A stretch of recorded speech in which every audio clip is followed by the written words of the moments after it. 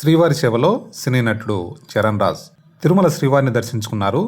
సినీ నటుడు చరణ్ రాజ్ విఐపి విరామ సమయంలో ఆయన శ్రీవారి సేవలో పాల్గొని మొక్కులు తీర్చుకున్నారు.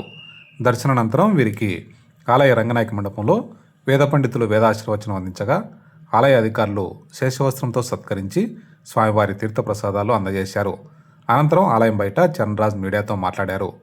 మళ్ళీ సీఎంగా చంద్రబాబు నాయుడు కావడం, అభిమాన నటుడు పవన్ కళ్యాణ్ డిప్యూటీ సీఎం కావడం చాలా సంతోషంగా ఉందన్నారు. తిరుమలలో అన్ని రకాల ఏర్పాట్లు చాలా బాగున్నాయన్నారు చరణ్ రాజ్.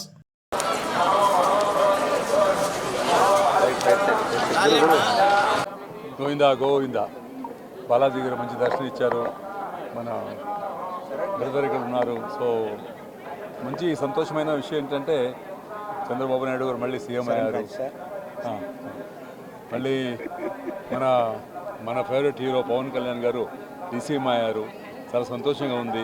ఇంకా తిరుపతి ఇంకా చాలా బాగుండాలి, ఇంకా బాగా జరుగుతుంది. బాబు గారు వస్తే తిరుపతి ఎప్పుడూ బాగుంటుంది. సో అనుకొని అందరూ ప్రజలు అందరూ చాలా హ్యాపీగా ఉన్నారు.